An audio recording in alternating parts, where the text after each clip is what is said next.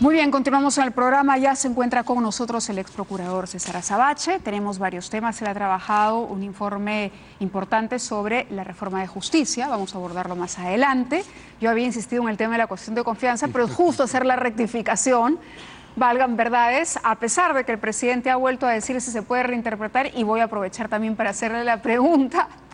Pero la noticia de hoy, la noticia que en serio, a ver, nos puso a todos los pelos de punta fue: Odebrecht se declara en bancarrota. No es exacta la información, aunque sí puede ser preocupante. Lo que la empresa Odebrecht estaría por hacer es pedir, de acuerdo al comunicado que ya está en línea, el comunicado en su página web, el comunicado oficial, es acudir a una suerte de rescate judicial. Ese vendría a ser el término, que es algo como lo que aquí hacemos a través de Indecopi cuando se convoca a los acreedores de una empresa y se plantea una administración temporal que asuma las riendas y saque adelante la empresa, cuando ya finalmente las deudas nos abruman. En primer lugar, dice el comunicado, no se incluyen en el perímetro de la solicitud de recuperación judicial, ese es el término, recuperación judicial, las siguientes sociedades: Branksem, Odebrecht, en fin, un conjunto denominados negocios, tampoco activos operativos en América Latina. Esto no tiene que ver con Odebrecht, sede Perú, es la matriz en Brasil. Fuera también están, bueno, ya hacen un desglose de grupos, ¿no? Tanto las empresas operativas como las auxiliares y la propia Odebrecht continúan manteniendo normalmente sus actividades enfocadas en el objetivo común de asegurar estabilidad financiera y crecimiento sostenible, preservando así su función social de garantizar y generar puestos de trabajo. Con el apoyo adicional de asesores financieros y jurídicos, continúa haciendo los esfuerzos para obtener liquidez, en fin, de eso se trata. Concluyó que el enjuiciamiento de la recuperación judicial se convirtió en una medida adecuada. Después de las evaluaciones que han hecho, han llegado a esta conclusión. El ex procurador, supongo, tiene alguna lectura. Igual causa temor. Bueno, claro, causa temor porque no tenemos ni tenemos por qué tener una plataforma de confianza completa sobre lo que Odebrecht haga en este proceso, planeando, ¿verdad? De hecho, hemos transitado por 2 años de descubrimientos y de correcciones en cifras que comenzaron siendo diminutas respecto a lo que hemos terminado encontrando, ¿verdad? Lo hemos dicho varias veces, sobornos que comenzaron en 29 millones y ahora sobrepasan los 80, ganancias ilícitas que terminaron siendo más o menos los fraudes tributarios que ya se han reconocido. Sí. Entonces, claro, no tenemos por qué confiar en Odebrecht. Sin embargo, también es cierto que hay ciertas antenas que tener claras y ciertas plataformas de asuntos que son los que no deben descuidarse. Para nosotros en Perú, Odebrecht en este momento es una incógnita en punto al destino final del proyecto Olmos, el proyecto Chavimochic y el 24 o 25% que mantiene en su poder de la concesión de Rutas de Lima. Correcto. Hay todavía un asunto por definir, y más de uno, pero quiero rescatar este, y es cómo va a reparar Odebrecht los daños producidos por la cantidad de dinero que ilegalmente ingresó a los en partidos. El sistema político. Ajá. Digamos, tendremos que discutir todo este año todavía cuánto alcanzan a esta zona las reglas sobre lavado de activos. Gran debate pendiente. Claro. Pero el evento está reconocido y los daños civiles provocados por el evento son evidentes. Claro, esto no afecta en nada las declaraciones que ya se ofrecieron, No. los testimonios que ya se recabaron, los delitos que se han admitido. Aquí lo que queda quizá es estar atentos a la homologación que tendrá que hacer el Poder Judicial. Antes que nada, que además deberíamos, si sacamos las cuentas de los tiempos, estar por producirse. Claro, fuentes de la Procuraduría aseguraron a este programa, y lo podemos decir, que la homologación, es decir, una vez que el Poder Judicial apruebe ese acuerdo suscrito por el equipo especial, ¿no?, y la Procuraduría de DOC, sirve como una suerte de título, de garantía para que Odebrecht cumpla con lo que se ha convenido ahí. Bueno, es un hito, ¿no? En realidad va a ser la tercera homologación. El primer acuerdo, el de enero del 17, de 8 millones, que tuvo la forma de una incautación, pero es lo mismo, ya fue aprobado. El de caso de la carretera de Chacas en Ancash, que está relacionado con la condena reciente al señor Álvarez, también ha sido aprobado. Ese es el tercero que entra en aprobación. Ese es de los 190 millones más intereses, 228, 230 y pico millones de dólares puestos en la mesa. Claro, es un acuerdo más grande, es un acuerdo sobre 4 proyectos. Lo hemos dicho varias veces, no necesariamente el último, pero sí un hito y una pauta importante. Claro, en los números, un acuerdo por los 8 y pico millones de dólares que Odebrecht ha metido en el sistema político puede ser bastante menor. Si mantenemos las proporciones, puede producir 24 o 25 millones más de indemnización. Pero por ese camino puede confirmar que esta historia no ha terminado y que todavía hay una plataforma que permite volver a pensar qué va a pasar con las participaciones que Odebrecht tiene en Olmos, en Chavimochic, claro, en el 25% de Rutas de Lima. Entonces la cuestión no es, solo para cerrar esta idea, Mávila, la cuestión no es si en las empresas matrices hay o no movimiento sobre acreedores. La cuestión está en cómo se asegura el destino final de las inversiones que Odebrecht todavía tiene en el Perú y el complemento de las indemnizaciones que sin duda Odebrecht todavía debe, ¿verdad? Claro, ahora, igual que se diga que la sucursal en Perú no es la directamente afectada, sino la casa matriz, digamos, podría sabernos a un eufemismo, porque evidentemente lo que ocurre en Perú viene monitoreado por Brasil. Razón por la cual hay que tener en claro cuáles son los puntos de referencia que nosotros debemos cuidar. De acuerdo. Pase lo que pase con la reestructuración del negocio global de Odebrecht, si uno lee el comunicado nota que en este caso el énfasis parece estar puesto en los negocios colaterales, ¿verdad? Sí. Navieros, agroindustriales y demás, o incluso seguros.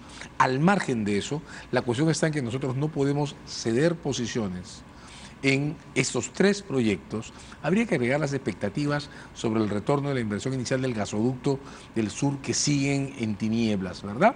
Pero habríamos que tener puestos los ejes, estos 4 ejes, muy sólidamente, de manera que podamos cerrar el ciclo. De acuerdo. Sí es cierto, la aprobación del acuerdo de los 190 millones más intereses es una plataforma importante para terminar de cerrarlo, pero no podemos renunciar a posiciones básicas. Hay 3 proyectos más y las expectativas de devolución sobre la inversión original del gasoducto del sur que faltan establecerse.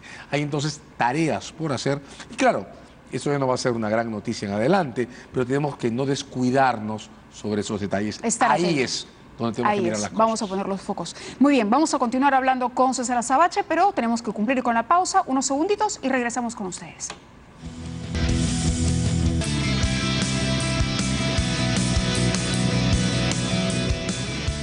Muy bien, continuamos con el ex procurador César Azabache y hablábamos de Odebrecht y decíamos hay que tener obviamente mucho cuidado con los movimientos de la empresa, pero por el momento tranquilidad y esperar a que se homologue el acuerdo de colaboración eficaz.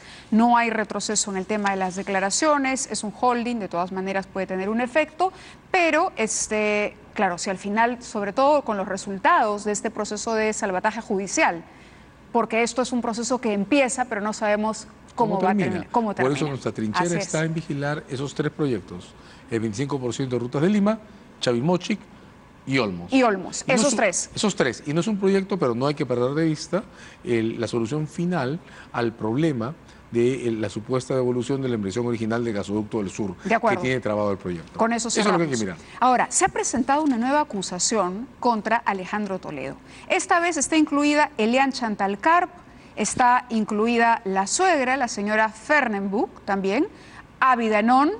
Estos son los 4 implicados y se dice que por el caso Coteva se podría preparar un nuevo pedido de extradición para el expresidente Toledo. ¿Ha tenido la oportunidad de revisar el documento? Sí, claro. A ver, hay que decir esto, ¿no? Es posible que en la ¿Esto alimenta las esperanzas? Ahí vamos. Justamente vamos a hablar de expectativas y esperanzas. Tengo la impresión que en lo que queda o en lo que sigue los casos Odebrecht, ya no vamos a tener, no tendríamos por qué tener noticias absolutamente dramáticas, ¿verdad? De alguna manera, todas las rutas o todas las pistas de desarrollo de los casos están ya planteadas por la Fiscalía exitosamente. Habrá evoluciones y habrá nuevas noticias, ya no cambios trágicos o monumentales. Sin embargo, acabamos de repasar la cuestión de las reparaciones que faltan. Sí. Hay algunas cosas más por hacer. Una de ellas, en efecto, es resolver el caso Toledo.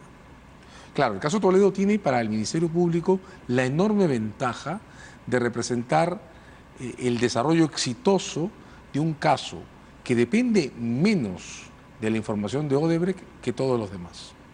Y la magia de esa independencia proviene, sí, del exitoso procedimiento de cooperación eficaz con Joseph Maiman.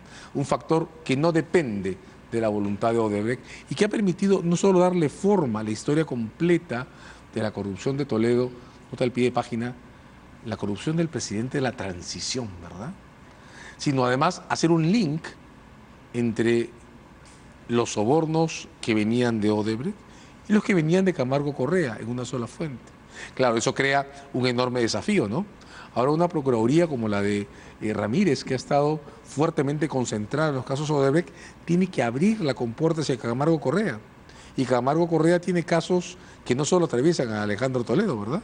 El caso Sedapal, Huachipa, está vinculado a Camargo Correa. Entonces hay que abrir esta historia temáticamente desde la Procuraduría.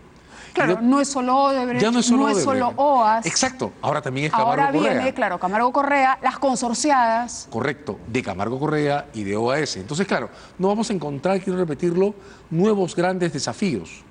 Vamos a encontrar una expansión de las matrices de actividad que ya vimos desarrollarse y confirmarse en el caso de Odebrecht. La situación de la quiebra o, de la preocupación de la solvencia de Odebrecht, ¿podría preocupar a los otros colaboradores? ¿Se tendría que contagiar o no necesariamente? Creo que no. De hecho, OAS está en un procedimiento de recupero judicial hace bastantes años.